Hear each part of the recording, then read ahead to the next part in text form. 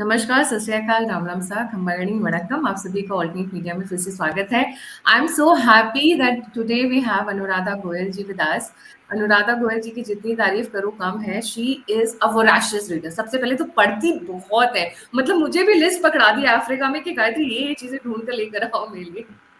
Apart from that, she has written 8 books, mainly specializing in temples and pilgrimage. Ma'am Anuradha ji is biggest, जो India का biggest bilingual blog है in details, उसकी owner है और author है। Apart from that, she writes for number of media outlets like New Indian Express, जहाँ पे basically business columns पे ज़्यादा फोकस करती है। Very warm welcome Anuradha ji on the show.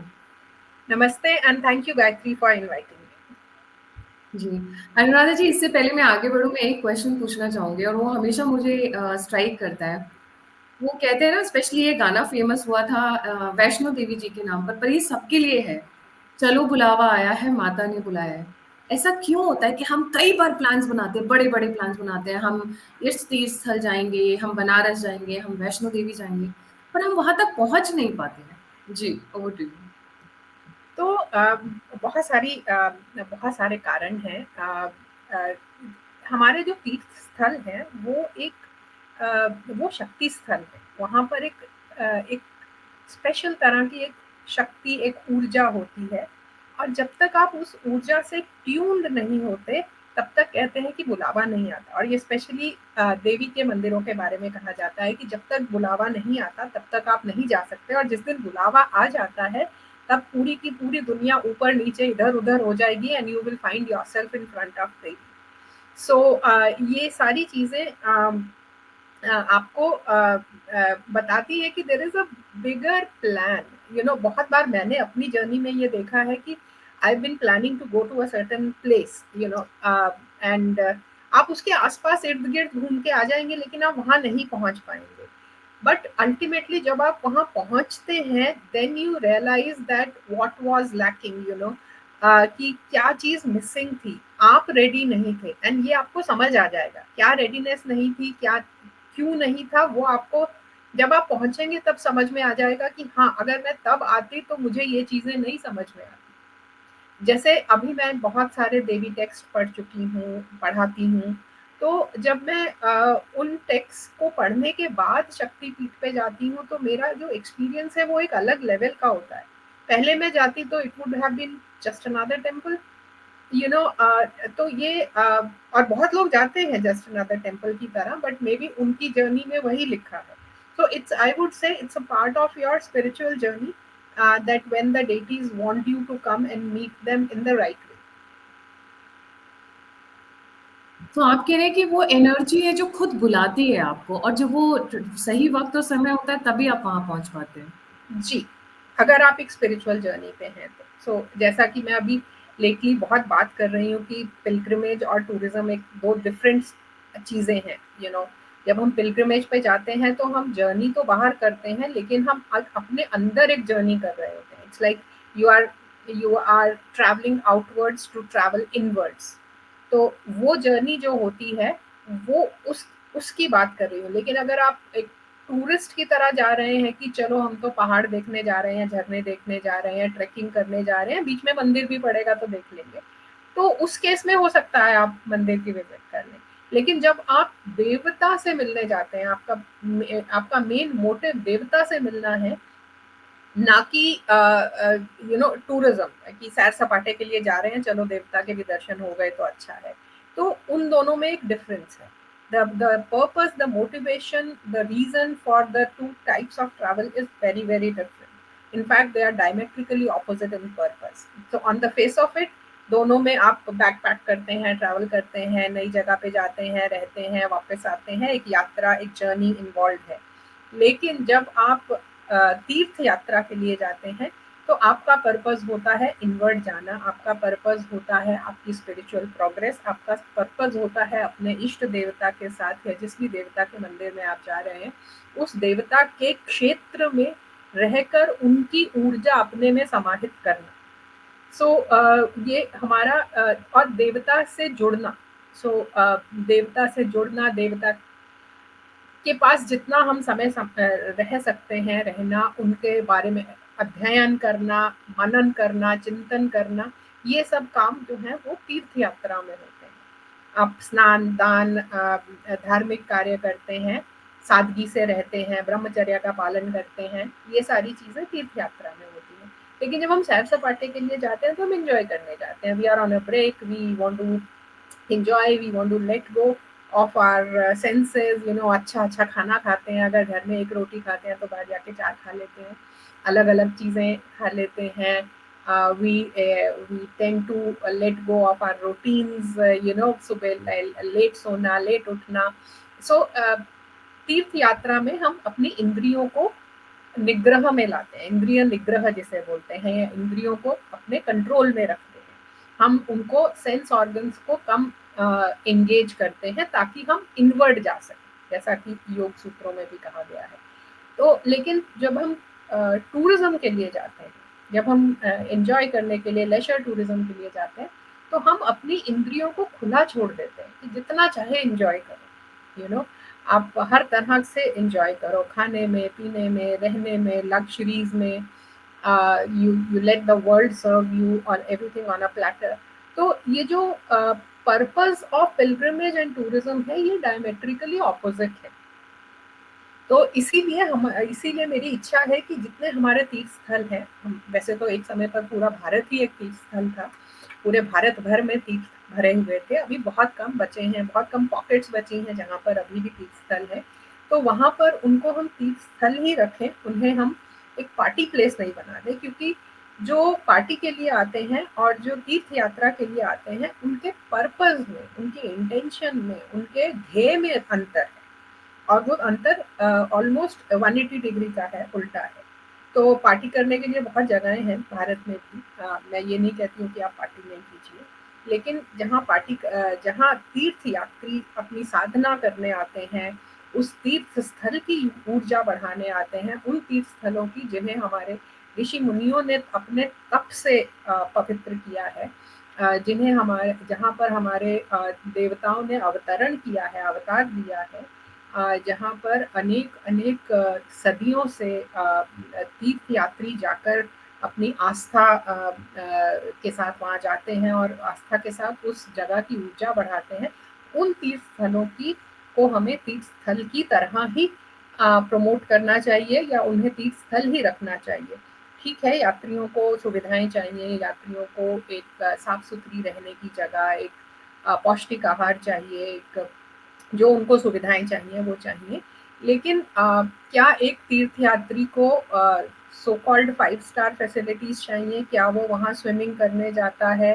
क्या उसे 10 तरह की अल्कोहल चाहिए वहाँ पर? मेरे हिसाब से जी। सो बेसिक अगर मैं कहूँ तो पिलग्रिमेज और टूरिज्म दोनों में एक बहुत कॉन्ट्रास्टिंग डिफरेंस है, बट अभी आपने जहाँ छोड़ा मैं वहीं से उठाना चाहूंगी।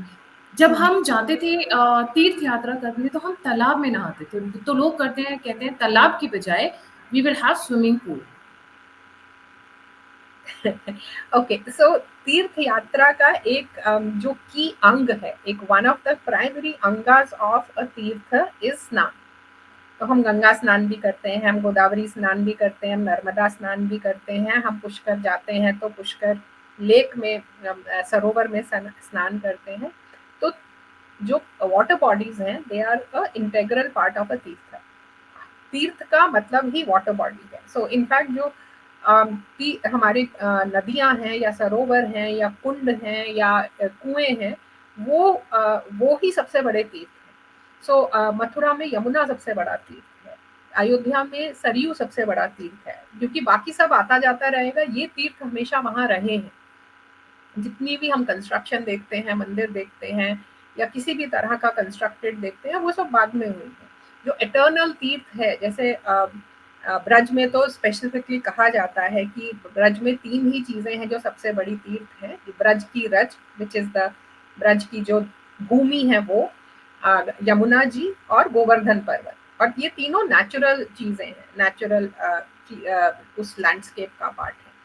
और जब हम तीर्थ महात्म्य पढ़ते हैं, हमारे मेजर सब तीर्थों के महात्म्य हमें पुराणों में मिलते हैं, स्कंद पुराण में स्पेसिफिकली, तो उनमें स्नान और दान दो चीजें हैं जो तीर्थ यात्रा का अंग है। लेकिन वो स्नान कहाँ होता है? वो स्नान एक नेचुरल वाटर बॉडी में होता है, जो नेचुरली वहाँ वाटर है, और उस वाटर में एक कोई ना कोई क्लेंजिंग प्रॉपर्टी होती है, क्योंकि वो नेचुरल वाटर है। इसीलिए गंगा का पानी हम पवित्र मानते हैं। गंगा है सेल्फ क्लेंसिंग प्रॉपर्टीज। और इसी तरह जितनी हमारी जो नेचुरल बहती हुई नदियां हैं या नेचुरल कुएं हैं, स्प्रिंग्स हैं, जैसे जब हम मणिकरण साहब जाते हैं तो वहाँ पर नेचुरल आपके हॉट स्प्रिंग्स हैं। बहुत सारी जगह पे पहाड़ों में हमें नेचुरल हॉट स्प्रिंग्स मिलते हैं, तो उनकी एक वैल्यू होती है। तो उसमें स्नान करना, और उसमें स्नान करने का मतलब ये नहीं होता कि आप साबुन तेल लगा के स्नान कर रहे हैं। It is about taking a dip, it's about taking एक, उसमें आप डुबकी लगाना, जिसको हिंदी में कहते हैं, कि उसमें हम डुबकी लगाते हैं, फिर आप जो शुद्ध स्नान है वो जाके अपने जहां भी आप रह रहे हैं वहां करते हैं। अब स्विमिंग पूल जो है वो स्नान नहीं, वो एक क्रीड़ा स्थल है। वो एक जल क्रीड़ा का साधन है, और वहां पर आपका पानी कितना शुद्ध होता है ये आप खुद ही अंदाजा लगा सकते हैं। और एक वो चीज इसमें बहता और है, पानी नहीं है, नेचुरल पानी नहीं है, बहता पानी नहीं एक चीज और है अनुराधा जी जो मैंने सुना है, correct me if I am wrong, पानी भी ऊर्जा को एब्जॉर्ब करता है। Water absorbs energy, the kind of energies around, negative और पॉजिटिव बोथ। है। तो ऑफ जो कोर्स तीस इट स्थल डज, में hmm, of course it does, but हमारे तीर्थों में जहाँ जो तीर्थ के स्थान है, उस जल को पवित्र माना गया है। इसलिए हम अपने उस जल में जाते हैं, और कहानी के रूप में उसे कहा गया है कि जब आप उस जल में डुबकी लगाते हैं तो आपके सारे पाप धुल जाते हैं। तो आ, ये है, इसीलिए हमारा जो सबसे बड़ा उत्सव होता है, जिसको हम कुंभ मेला बोलते हैं, वो भी नदियों के संगम पे होता है, और या नदी के किनारे होता है, और वहां पर भी लोग प्राइमरीली जल में डुबकी लगाने जाते हैं। उसका एक साइंटिफिक स्टडी भी है कि जहां पर बहुत से लोग एक साथ स्नान करते हैं, it actually has has medicinal value. Lot of diseases are avoided by doing that. There are scientific studies which have proven that taking a dip together with lakhs of people in certain water bodies can give you immunity against certain diseases. जी, वो actually swimming pool पे मेरा ध्यान चला गया था। I come back to the topic. लोग आजकल mix up क्यों कर रहे हैं टूरिज्म को और पिलग्रिमेज को? Where is the confusion? Mix क्यों करना है इन दोनों चीजों को? मिक्स से ज्यादा I would say the root of it is agyan, ignorance. हमें तीर्थ स्थलों के बारे में बताया ही नहीं गया है, और हमें तीर्थ स्थलों की पे कैसे जाते हैं, क्यों जाते हैं, कब जाते हैं, कैसे जाते हैं, ये सब हमें बताया नहीं गया है। और लास्ट एक दो तीन generations which were born after independence, which I would say my parents generation और grandparents generation, उस generation में ये सारी चीजें खो गई हैं। मुझे अभी भी याद है बचपन में हम लोग जब, हमारी कुल देवी नैना देवी हैं हिमाचल में, तो हम जब वहां जाते थे तो एक प्रॉपर अपना पूरा खाना बांध के ले जाके धर्मशाला में रहते थे, 2-3 दिन वहां रह के सेवा करते थे, फिर हम वापस आते थे। या कोई भी अगर फैमिली का कोई कर्म है, जैसे मुंडन है किसी का या कोई और कर्म है, तो वो कर्म करके आते थे वहां। तो एक सात्विकता के साथ जाया जाता था, चाहे वो आपके खान पान में हो, चाहे वो आपके आचरण में हो, चाहे आपके ब्रह्मचर्य में हो। तो ये सारी चीजें हम भूल गए हैं। एक तो तीर्थ बहुत आसान हो गए हैं because of the transportation facilities available, flights available. जितने हमारे दुर्लभ तीर्थ थे वो सब आसान हो गए। मैं अब दक्षिण भारत में रहती हूँ, तो मैं बताती हूँ, दक्षिण भारत में काशी जाने वाले लोग आज से 50-100 साल पहले भी जितने लोग काशी जाते थे, वो ये मान के जाते थे, अपने सारे दायित्व पूरे करके जाते थे, क्योंकि उन्हें नहीं पता होता था कि वो काशी से वापस आ पाएंगे या नहीं, क्योंकि काशी बहुत दूर था। अब आज की डेट में क्या है, आप कहीं से भी एक फ्लाइट लीजिए, 2 घंटे में आप काशी पहुंच जाएंगे। तो एक तो हमारे तीर्थ बहुत सुलभ हो गए हैं, अधिकतर तीर्थ आप फ्लाइट्स की वजह से। दूसरा, हम उनको प्रमोट भी इस तरह से कर रहे हैं कि आप यहाँ आइए, यहाँ ये कीजिए, ये उसमें एक दर्शन रहेगा, काशी विश्वनाथ के दर्शन कीजिए और ये कीजिए, लेकिन हम ये भी प्रमोट करते हैं कि आप गंगा के तट पर बैठकर आप नॉनवेज खा सकते हैं, जो कि नहीं होता था। काशी में हर जगह नॉनवेज मिलता है, बट गंगा के तट पर मैंने बचपन से नहीं देखा है। लेकिन आज टूरिज्म, आज आप टूरिज्म प्रमोशन के नाम पर वहां पर नॉनवेज बेच रहे हैं। या आप जैनियों का एक सबसे बड़ा तीर्थ है संवेद तीर्थ, झारखंड में पड़ता है। वहां पर अब आप कहते हैं कि हम टूरिज्म डेवलप करेंगे, मतलब वहां सदियों से आई थिंक 20 तीर्थंकारों ने वहां की निर्वाण स्थली है वो, अत्यंत अत्यंत पावन भूमि, जहाँ पर लोग नंगे पांव जहाँ परिक्रमा करने जाते हैं पहाड़ पर, वहां पर आप आज बोलते हैं कि हम टूरिज्म डेवलपमेंट करना चाहते हैं, और डेवलपमेंट का सबसे पहला चैप्टर ये है कि वहां पर नॉनवेज बिकना चाहिए। सो ये कॉन्ट्राडिक्शंस जो हैं, ये हम आई थिंक इसका रूट भी अज्ञान है। I don't think people are doing it intentionally, it's just that हमारा जो टूरिज्म कॉलेजेस हैं, टूरिज्म इंस्टीट्यूट्स हैं, उनका एजुकेशन सिस्टम इतना यूरोप ओरिएंटेड है। आई रिमेम्बर 2-3 साल पहले एक टूरिज्म इंस्टीट्यूट ने मुझे एक इवेंट के लिए बुलाया था एज अ गेस्ट, एंड जब मैं उनके क्लासरूम्स में गई तो वहाँ पर there were posters all over explaining you different types of wine glasses and different types of how to hold a wine glass, and I was like, who comes to India for wine? you know you are teaching Indian students, and if you have to teach, why you're not teaching how does a lassi ka glass looks like and how does the coffee ka dabra looks like? हमारे यहाँ भी इतनी सारी variety है how things are consumed. Why are you not teaching that? And why do you think that somebody would come to India to learn how a wine glass is held? Anybody would come to India to learn, to see India and to learn Indian culture, or to experience Indian culture. तो कहीं ना कहीं वो इतना बड़ा disconnect है। And I have been, मैंने जब ये टूरिज्म इंस्टीट्यूट से बात करनी शुरू की तो उन्होंने मुझसे बात करनी छोड़ दी। Literally, the easy solution was don't talk to her. But keep doing what is working. Why to change it? So कहीं ना कहीं वो डिस्कनेक्ट है कि हम जब टूरिज्म इंस्टीट्यूट से पढ़ के आते हैं, फिर वही लोग होटल्स चलाते हैं, वही लोग टूरिज्म आइटनरीज डेवलप करते हैं, तो वो एक बहुत ही एक यूरोप सेंट्रिक व्यू है, जिसमें कि Indian local ethos are kind of ignored. So I would say the root cause is ignorance. Somebody needs to, and I hope somebody through your channel or some channel, if the Ministry of Culture, Ministry of Tourism are listening to it, it's not very difficult to undo, and it's not very difficult to do course correction. जी। जब हम पुराने मंदिर जाते हैं ना, एक मैं अपना एक्सपीरियंस शेयर करना चाहूँगी। अफ्रीका में बहुत मंदिर है और ऐसे भी हैं जो 100-100 साल पुराने हैं। कुछ नए भी आ रहे हैं, जैसे-जैसे लोग प्रोग्रेस कर रहे हैं, देयर इज़ फंडिंग पर मेरी जो मैं मंदिर तक पहुँच ही नहीं पाती हूँ, बल्कि मेरे से जस्ट 5 मिनट की दूरी पे है। बट मेरा जो दिल है वो एक ऐसे मंदिर में है जो वेल केप्ट भी नहीं है। बरगद का पेड़ है, आम के पेड़ है, नीम का पेड़ है, छोटा-सा मंदिर है एकदम, और थोड़ा-सा उन्होंने स्ट्रक्चर बनाया हुआ है। किसी मतलब जो सनातनी महिला थी उनको रात को सपने में आया था, सुबह 4 बजे माता का आशीर्वाद आया था, माता का सपना आया था कि मेरे नाम पे यहाँ मंदिर बनवा दो, तो उन्होंने एक छोटा-सा मंदिर बनवाया था। मैंने गो टू दैट टेम्पल, अभी भी मैं जब आपसे बात कर रही हूँ तो मुझे गूज़ बम्प्स आ रहे हैं। मैं जब वहाँ जाती हूँ तो बहुत सुकून महसूस होता है, एक कनेक्शन फ़ील होता है। बल्कि ये जो नए मंदिर हैं या जो 100 साल पुराने भी कई मंदिर हैं, वहाँ जाती हूँ ना, सारी फैसिलिटीज़ हैं। वॉशरूम है, थोड़ा स्नैक्स का भी सेक्शन है, थोड़ा आपका ये सेक्शन भी है, वो सेक्शन भी, वो कनेक्शन ही फ़ील नहीं होता। वो एनर्जी ही नहीं अलाइन होती है।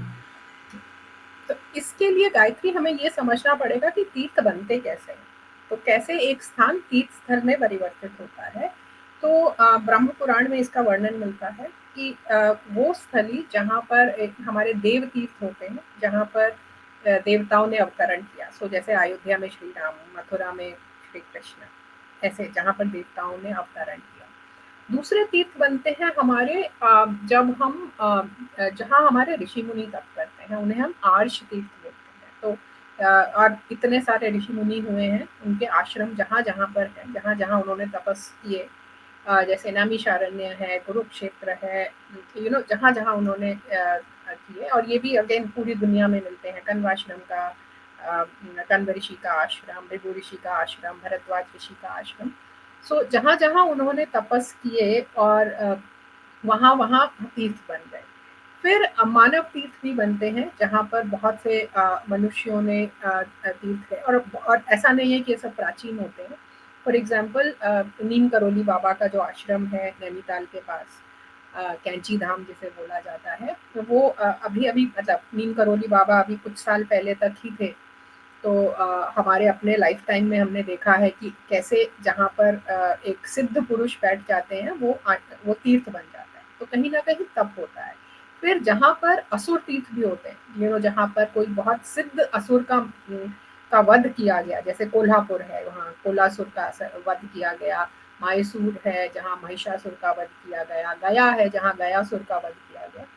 तो वो भी वहाँ पर भी उनके तप से वो भूमि पवित्र हो जाती है। फिर मानव तीर्थ है, जहाँ बहुत से मनुष्य जाके प्रार्थना करते हैं, वो भी एक तीर्थ हो जाता है। तो तीर्थ ऐसे बनते हैं। तो तीर्थ बनने में समय लगता है। इसीलिए हम जब एक नए मंदिर में जाते हैं तो हमें हमारी वो जो आध्यात्मिक ऊर्जा है वो उतनी फील नहीं होती, क्योंकि नए मंदिर में अभी ऊर्जा का संकलन शुरू नहीं हुआ होता। ऊर्जा अभी इकट्ठी नहीं हुई होती, एक समय लगता है। तो इसलिए नए मंदिरों में कई बार हमें वो भावना नहीं आती। लेकिन हमें ये सोचना चाहिए कि अगर हम इस मंदिर में आते रहेंगे तो इस मंदिर की ऊर्जा बढ़ जाएगी। तो इसका मतलब जो तीर्थ स्थल है वो ऐसे स्थल है जहां पर तपस्वियों ने अपनी ऊर्जा संग्रहित कर दी है, जी इकट्ठी कर दी है, और इसलिए उनसे वो वाइब्स आती है, वो एनर्जी आती है। जी जी, वो उन्होंने कर दी है। और फिर जितने तीर्थ यात्री आते हैं वो उस ऊर्जा में ऐड करते जाते हैं, तो कांस्टेंट चार्जिंग हो रही है। आप कभी भी जो भक्त है उसकी भक्ति जो है वो भी एक ऊर्जा ही है। तो वो भी उसमें उस संग्रह में अपना योगदान हम देते रहते हैं। अब आप देखेंगे, मैं आपको काशी और अयोध्या के बीच का डिफरेंस बताती हूँ। काशी में कभी भी भक्तों का जाना रुका नहीं है। तो काशी की एक बहुत स्ट्रांग ऊर्जा है। अभी आप अयोध्या में, अब बहुत लोग जाएंगे राम मंदिर आने के बाद, लेकिन मुझे भाग्यवश बहुत समय अयोध्या में रहकर अयोध्या का अध्ययन करने का मौका मिला 5-6 साल पहले, मंदिर के अनाउंसमेंट होने से पहले। तो वहां पर उस एक ऊर्जा, वहां की ऊर्जा बहुत अलग थी, क्योंकि वहां की ऊर्जा रिचार्ज नहीं हो रही थी all these years, specially Ram जन्मभूमि स्थान पे। और वहाँ बहुत विवाद रहा, विवादास्पद जगह रही। तो वहां पर आप, वहां की ऊर्जा बहुत अलग है। लेकिन अब जब सब भक्त जाएंगे, पूजा पाठ शुरू होगा, अनुष्ठान शुरू होंगे, तो वहां की ऊर्जा धीरे धीरे धीरे धीरे बढ़ेगी। जी, ये और ये चीज मैंने पुरानी भी। ऊर्जा ही जो है जो उसको फिर से पुनर्जीवित। मैं आपको बताती हूँ, मुझे सबसे अधिक ऊर्जा जो फील हुई है, जो बहुत ही प्योर, बहुत ही एक एक जो एक अध्यात्म का जो सबसे अच्छा उदाहरण मुझे मिला है, वो मुझे कांचीपुरम के मंदिरों में मिला है। और जब मैंने आके, मतलब मैं जाकर I spent enough time there, and वापस आने के बाद जब मैंने अध्ययन किया कि वहाँ क्यों इतनी ऊर्जा अच्छी फील होती है, वहाँ क्यों आपको मंदिर के अंदर कदम रखते ही आपके लिए पूरा everything else blanks out and it's just you and the temple. Then I realized that those temples have had an uninterrupted tradition of worship for thousands of years. Those were incidentally temples which never faced a lot, all these invasions directly. They did come under British, I guess, but they were not really invaded or broken. So which most of the other temples are. So उनकी ऊर्जा जो है, आई would से कभी मिले तो जाके आओ, एंड यू विल रियलाइज कि वो उस ऊर्जा की जो उसकी जो क्वालिटी है, दैट्स बियॉन्ड एनीथिंग। सो जब किसी समय में हमारे सब मंदिरों में वैसी ऊर्जा रही होगी, तो इस देश की क्या ऊर्जा रही होगी, we can not even imagine. जी। अनुराधा जी, इस वक़्त बहुत सारे कॉरिडोर्स बन रहे हैं और उनका ज़बरदस्त कमर्शियलाइज़ेशन किया जा रहा है। दो चीज़ें हैं। तो अगर मैं काशी को एग्जाम्पल लेके बोलूँ, तो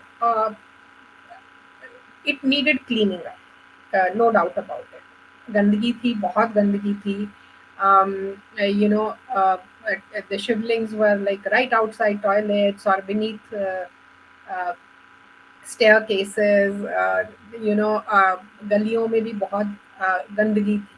So that definitely needs to be cleaned up. We can make them far more aesthetic. We can cleanliness को कैसे किया जाए, और and I would not blame governments or temple authorities for that. I would blame the visitors for that, because we just think कि मेरा तो हो गया, अब चलो कुछ भी फेंक के निकल लो. So that needed to be cleaned up for sure, because जो शौच है, जो शुद्धता है, that also adds to the energy. जब आप एक साफ सुथरे सुंदर मंदिर में जाते हैं तो आपका मन प्रसन्न होता है। जब आप गंदगी देखते हैं तो आप you open one I and से भैया मैं पैर कहाँ रखूं, प्रसाद के ऊपर पैर रखूं, चढ़े हुए फूलों पे पैर रखूं, बहुत सारी चीजें। तो क्लेनलीनेस की जरूरत थी। उसके लिए शायद थोड़ी रिकंस्ट्रक्शन की भी जरूरत हो, लेकिन जो point I think most corridor projects are missing is that कि ये जो हमारे बहुत इंपॉर्टेंट पॉइंट्स हैं, चाहे वो महाकाल हो, चाहे काशी विश्वनाथ हो, चाहे बांके बिहारी मंदिर हो, these are all parts of sacred geographies. They are not independent monuments like temples की अच्छा आज चलो इसके ऊपर इसको खोल दो और so that आज 100 लोग जाते हैं, कल 1000 लोग जा पाएंगे। These were sacred geographies and उनके आसपास परिक्रमा पथ हैं। जो परिक्रमा पथ है वो एक एक एक बहुत ही एनर्जी सेंट्रिक पथ है जो फॉलो करता है। Lot of them follow the paths which imitate the journeys, cosmological journeys, or some which imitate the journeys which happen inside our body. So बहुत सारे ये एक डिफाइंड एनर्जी पाथ्स हैं जिस पर लोग चलते हैं। तो आपके कॉरिडोर प्रोजेक्ट्स अगर उनको ऑब्स्ट्रक्ट कर रहे हैं, तो आप एक बहुत पुरानी परंपरा को और एक बहुत लाइव वायर परंपरा को आप तोड़ रहे हैं। तो वो है। दूसरा, एक क्लिनिकल अप्रोच नहीं हो, एक थोड़ी सी एक आध्यात्मिक approach. And there are ample experts available on and there is ample literature available on all these tirth स्थलास to refer to and reconstruct, keeping those spiritual sanctities in mind. जी। एक क्वेश्चन जो मेरे पास बहुत आता है वो है कि हम किस मंदिर में जाएं। There are so many temples, एक शहर में या एक तीर्थ स्थल पर ही इतने सारे मंदिर हैं, और भारत भर में तो और विश्व भर में तो इतने मंदिर हैं कि एक जन्म में जाना पॉसिबल नहीं है। मैं तो मंदिरों को स्टडी करती हूँ, तब भी मैंने शायद 0.1% और 0.01% मंदिर देखे होंगे, एंड सारे मंदिर देखना पॉसिबल ही नहीं है। तो आप किस मंदिर में जाएं, and this is specifically for the young audience you have. सबसे पहले तो आपके घर में मंदिर होना चाहिए। That is the most important temple जहाँ पर आप आए। आप मंदिर नहीं भी है तो आप अपने घर के कोने को उस पर एक आसन बिठा के उसे मंदिर मान के वहां पर अपने पूजा ध्यान कीजिए। So that is the most important temple. Next temple that is most important is the temple close to your home. आप जिस भी देवता के, क्योंकि आप उस देवता के अधिकार क्षेत्र में रह रहे हैं, तो वो तो जो भी आपका मंदिर है आपके घर के पास, उसमें जाइए आप। यूजुअली इंडिया में तो within a kilometre 2 kilometre there will definitely be a temple. नहीं है तो बनाइए, और है तो वहाँ जाइए, वहाँ के कार्यक्रम में पार्ट लीजिए। वहाँ पर आप एटलीस्ट वीकली जाइए या एटलीस्ट मंथली जाइए अगर आप रोज नहीं जा सकते, तो आपके घर के पास जो मंदिर है। फिर तीसरा, आप अपने कुल देवता पे जाइए, जो आपके इंसेस्ट्रल देवता हैं, वहाँ पर जाइए। ट्राई कीजिए साल में एक बार जाने का, बट अगर नहीं जा सकते तो 2 साल में, 3 साल में, 4 साल में एक बार वहाँ कुल देवता में जाइए। वो बहुत इंपॉर्टेंट है, क्योंकि वहाँ आपके पूर्वजों ने पूजा की है, and you are essentially you are carrying forward the DNA of your ancestors. So आप अपने कुल देवता पे जाइए। उसके बाद आपके जो इष्ट देवता के तीर्थ हैं, तो अगर आप शिव जी के भक्त हैं तो काशी जाइए, महाकाल जाइए, कृष्ण के भक्त हैं तो द्वारका जाइए, मथुरा जाइए, राम के भक्त हैं तो अयोध्या जाइए। तो आपके इष्ट देवता से एसोसिएटेड जो तीर्थ हैं आप वहाँ जाइए। सो ये उसके बाद आपको जब समय मिलता है तो आप अपनी क्यूरोसिटी से ड्रिवन, हमारे इतने सुंदर सुंदर मंदिर हैं, तो क्यूरोसिटी से ड्राइव होकर आप कहीं भी जा सकते हैं। तो ये मेरा एक छोटा सा फ्रेमवर्क है कि किस मंदिर में आपको जाना चाहिए। अनुराधा जी, एक चीज और है, जैसे हम रिलीजियस होते हैं कई बार, बट हम पूजा पाठ नहीं कर पाते हैं, या हम मंदिर नहीं जा पाते हैं, या मंदिर जा रहे हैं तो कनेक्ट नहीं कर पाते हैं, ऐसा क्यों होता है? आई थिंक वो कहीं ना कहीं आपका एक ब्रोकन रिलेशनशिप है with your ancestors, with your lineage, with your देवतास। तो जब आप जाना शुरू करेंगे तो पहला स्टेप आपको लेना पड़ेगा, और आप जाना शुरू करेंगे तो वो धीरे धीरे बन जाएगा। मैंने बहुत लोगों का देखा, एंड मेरे हिसाब से और ये मैंने अपनी book lotus in the stone के सेकंड चैप्टर में लिखा भी है कि the youth is actually pretty is pretty in religious. They just don't talk about being religious, they don't flaunt it.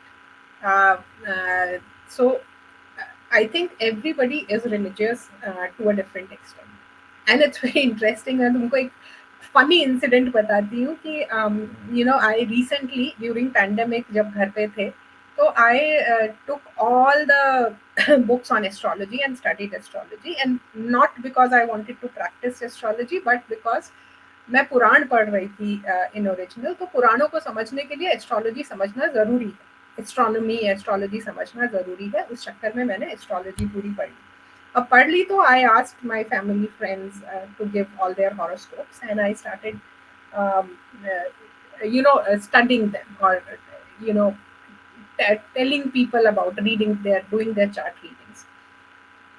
उसके बाद जितने लोग जो पब्लिकली छाती ठोक के बोलते हैं कि भाई ये सब तो सुपरस्टिशन है, हम नहीं बिलीव करते, सबसे ज्यादा वही मुझे कॉल करते हैं, अरे आज ये हो गया, मैं ये पहन लूं क्या, ये कर लूं क्या, ये बता दो, वो बता दो। सबसे ज्यादा जो जितना ठोक पीट के बोलता है ना कि ये सुपरस्टिशन है, हम तो इसमें विश्वास नहीं करते, सबसे ज्यादा वही एस्ट्रोलॉजर्स के पास आते हैं। तो ये थोड़ी सी हमारी इसको एक दुविधा बोल सकते हैं कि लोग बिलीव करते हैं, but they don't want you to believe that they believe. It's not yet cool being a believer. But I think the even the younger generation have started believing, क्योंकि मैंने देखा है बहुत सारे यंगस्टर्स चुपके चुपके से अपनी कुंडलीज एनालाइज कराते हैं, क्या प्रोफेशन होना चाहिए, किस टाइप की का पार्टनर होना चाहिए, कहाँ मंदिर जाना चाहिए। It is coming, but I think they are shy to accept, क्योंकि वो एक वो बोलते हैं ना, पीयर प्रेशर की वजह से। True. I'm saying a lot of young podcasters are telling me that the spiritual podcasts are doing much better than so-called science podcasts, or so-called trending topics podcast, or current affairs podcast. So that reaffirms that we are essentially spiritual beings. Anuradha जी, एक और question, क्या हमारे जो temples हैं, are they aligned as per astrology या numerology जो हम बात करते हैं, और even to planets? Yes. So the the temples which were built as per agamas, they mostly align, and some of these temples were also some of these temples are aligned, is what we know. So for example, Kopeshwar Mahadev temple in Khidrapur in Maharashtra, so it has an open roof, and on Kartik Purnima, which is about to come, the moon is right on top, and then there are temples where on a certain date the sun rays touch the feet of the deity, like Kolhapur Mahalakshmi. On a certain dates the sun touches her feet, in certain days the sun illuminates the body. Then there is Vidya Shankar temple in Sringeri, where the pillars are aligned to the motion of the sun. So yes, lot of those temples are there. But जी these are mostly old temples. I don't know if they're if I think the big temple being built in our times is Ram Mandir. I don't know if that is being built with certain kind of alignment with sun. It should be, because it's dedicated to a Suryavanshi king. So it should be, but I am not aware as yet. जी जी Anuradha ji, temple is not just about देती जो वहाँ पे हमारी चाहे जो भगवान जो भी भगवान जी बैठ रहे हैं, पर वहाँ पे एक सबसे बड़ा रोल जो होता है वो है पुजारी का, उनके इमोशंस का, उनकी फीलिंग्स का। आज की डेट में पुजारियों की जो भर्ती की जा रही है, वो बहुत सारे क्राइटेरियाज और पैरामीटर्स लिए जा रहे हैं except for emotions and their dedication. जी Hmm. सो आई थिंक पुजारी जो है, जो ट्रेडिशनल टेम्पल्स हैं उनमें पुजारी भी एक वंशानुगत होते हैं। उनको उनकी फैमिलीज कई कई सदियों से, कई कई जनरेशन से मंदिर की सेवा कर रही होती हैं, और वो पुजारी जो हैं वो अपने फैमिली के साथ ही ट्रेन हो जाते हैं। So they get trained in the in whatever are the rituals and uh, rituals and traditions of that festival, of that temple, sorry. सो वो है, बट मुझे पुजारियों से क्या चाहिए वो मैं आपके थ्रू, अगर कोई सुन रहा है तो बताना चाहूंगी। I want pujaris to be far more polite and welcoming of the devotees. Today, most pujaris are not across the country, especially in South India. They are very, very rude, and they are very, very, they think they are way above the devotees, So I want them to be able to give any information about the temple. Most of the times, when I go and ask Pujari about the temple, Sthala Purana as we call it, the history of the temple, the lineage of temple, the traditions of temple, or generally the story of the deity. I may go to a Shiva temple to hear about the Shiva story. That is pretty much the role of a Pujari. You know, today they are, I mean, just last week I was in one of the biggest Shiva temples. I just could not get, despite all my persuasion, despite of me being highly motivated to get that information, I could not get it. All they said, uh, give the donation and go. you know that's your only role. And if they do it to me, somebody who knows a lot about temples, I'm sure this is very discouraging. And when I talk to a lot of youngsters, they all tell me that, ma'am, you tell us all this about temples and we want to go to temples, but we feel very unwelcome in temples. And that primarily comes from pujaris, or the people who are managing the temple. They are really, really unwelcome. So one of the big things that we need to correct, and I'm sure I'm going to get trolled for this, because people just think that pujaris are these bechara people. Yes, they have their problems. Yes, they don't get paid. Yes, their problems need to be taken care of. But are they doing their job properly? I'm not too sure, because I think to be a medium between the deity and the devotee, or to help devotees who traveled all the way to be there, is also a part of their duty. अनुराधा जी, ये चीज तो I think ये across the India है, across the India ही नहीं, I think across world हो गया जहाँ पे भी टेम्पल से, बिकॉज पुजारीज को हायर किया जाता है, और हायर किया जाता है तो उनके दिमाग में एक सैलरी होती है, चढ़ावा होता है, इस तरीके की चीजें, कैलकुलेशन, मॉनेटरी कैलकुलेशंस कहीं ज्यादा चलती है। And See, this pujari is has to be paid. It's a job. It's a job. So you get an anushthan done, you get a puja done, you're supposed to give a dakshina. you know and I also understand that not many people give the appropriate dakshina, so they have come down to these rates now. So if you see, you go on these apps where you get pandits, there's a rate listed for everything, so it's become like a commodity. You want to get a Gayatri Yagya done, 11,000 rupees. This year Yagya done, that it's not remained what used to be Yathashakti. So Dakshina traditionally used to be Yathashakti. So people gave. So there is a disconnect that people don't pay them appropriately, and the cost of living, of course, has gone up. But at the same time, are they good at their job? Is my question. today when I see most of the pandits, especially in North India, half of them cannot chant a mantra properly. If you ask them to, if you ask them the meaning of the mantra, they don't know. It's very unfortunate, and I'm not sure if I should speak about it. But I went to a Devi temple, a very very prominent Devi temple, and the pandit had not even read Durga Saptashami. When I asked him something, he said it's written in Durga Saptashami. I said, where is it written? It's not written. He said, oh, is it not written? I said, have you not read? He said, नहीं time नहीं मिला. मतलब commercialisation हो गया कि आपने एक It's not even commercialization. I'm saying commercialization was always there. Pandits were always supposed to be paid, whether when they worked in the temples or when they did any rituals for you. So they were supposed to be paid, and they must be paid. Why should they not be paid? But I'm saying, are you good at your job? If you are a pujari in a Devi temple, you should know the basic Devi texts, the stories of the basic Devi texts. Are you good at your job is my question.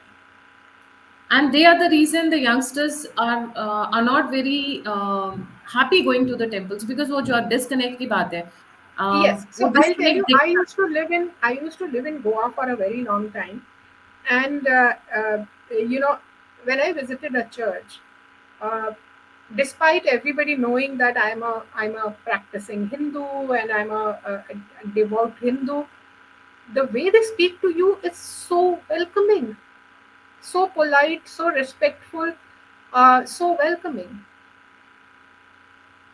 So if I'm an atheist, if I am sitting on the fence, who will I be attracted to?